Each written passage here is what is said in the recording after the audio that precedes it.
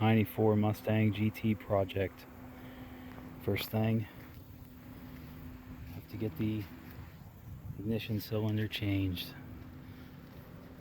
Guy that owned the car before me lost the keys as it sat for an extended period of time.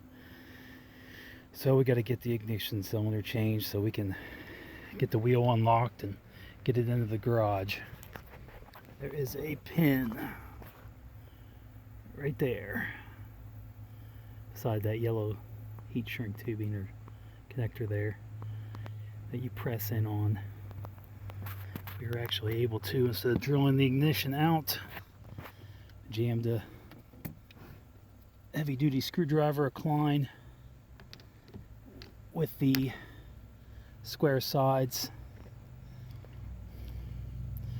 and then put a adjustable wrench onto it to force it to turn to the on position. Because once the ignition's in the on position, you can then press that little pin in and the ignition cylinder will slide out, so you can replace it with a new one. Okay, and after some finagling, the new lock cylinder is in there.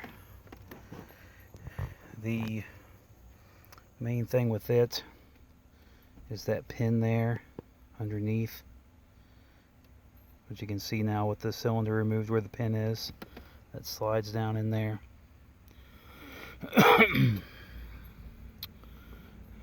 Right about that spot there.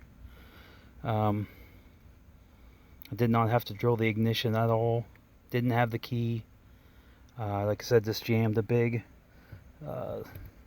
square bladed screwdriver like a heavy duty Klein, and then put the adjustable wrench on it, and cranked it, got it jammed in there, cranked it hard to the right or clockwise, and it did break free to where it went to the on position. Then I pushed up on the pin from underneath there,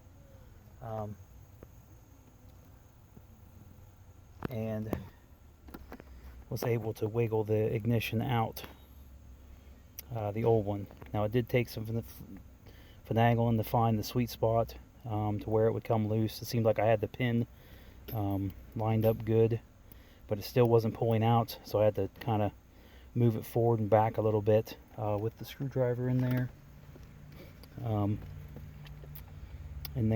to get it to find the right spot. And then finally I was able to just pull the cylinder out and put the new one in. The new one was part of a kit, came with 2 door locks as well as the ignition cylinder, all keyed the same.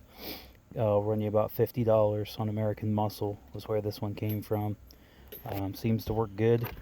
Still a little stiff, but it's a new set of keys. It goes back to the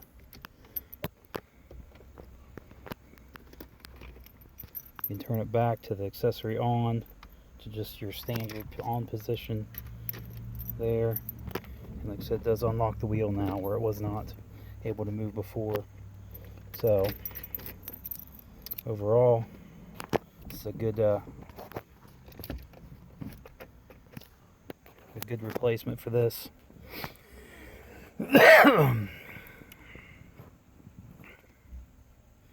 And hopefully it holds up for some time.